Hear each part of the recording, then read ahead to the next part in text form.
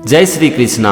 आज हम समझेंगे श्रीमद् भगवद गीता के दूसरे अध्याय का 40वां श्लोक। इस श्लोक में भगवान श्री कृष्ण अर्जुन से कहते हैं, नेहाभिक्रम नाशोस्ति प्रत्यवायो न विद्यते स्वल्पमप्यस्य धर्मस्य त्रायते महतो भयात्।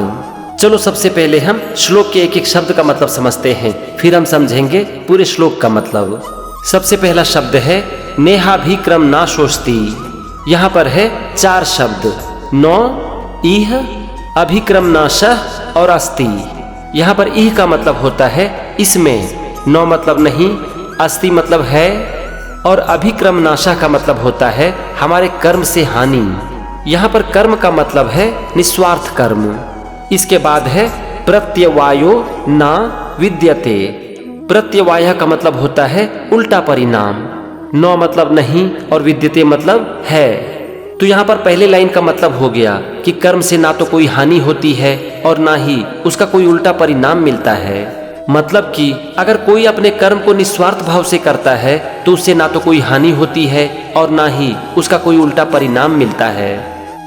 इसके बाद है स्वल्पमप्यस्य। यहाँ पर 3 शब्द है, स्वल्पम, अपि, अस्य। स्वल्पम का मतलब होता है थोड़ा सा, और अपि मतलब भी, और अस्य मतलब इस।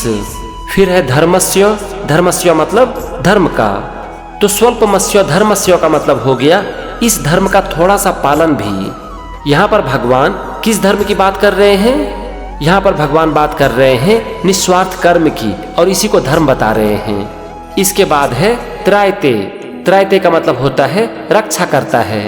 महतो मतलब महान, और भयात मतलब भय से। तो यहाँ पर त्रायते महतो भयात का मतलब हो गया महान भय से, यानी कि बहुत बड़े डर से रक्षा कर लेता है। तो यहाँ पर दूसरी लाइन का मतलब हो गया कि इस धर्म का थोड़ा सा पालन भी बहुत बड़े डर से रक्षा कर लेता है। मतलब कि अगर कोई अपने धर्म का पालन करता है तो उसे डरने की जरूरत ही नहीं है।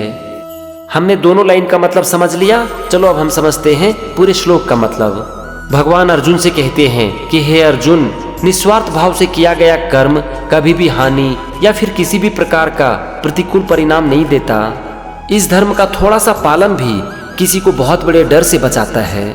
इसे हम आसान भाषा में इस तरह से समझ सकते हैं कि अगर कोई भी अपने कर्म को करता है तो उसे डरने की जरूरत ही नहीं है, क्योंकि अगर हम अपने काम को निस्वार्थ भाव से करते हैं तो इससे कभी हमें हानि नहीं होती और ना ही कभी इसका उल्टा परिणाम होता है। ये था दूसरे अध्याय का 40वां श्लोक। अगले एपिसोड में हम समझेंगे 41वें श्लोक को। तब तक के लिए एक बार प्रेम से कह दो, जय श्री कृष्णा।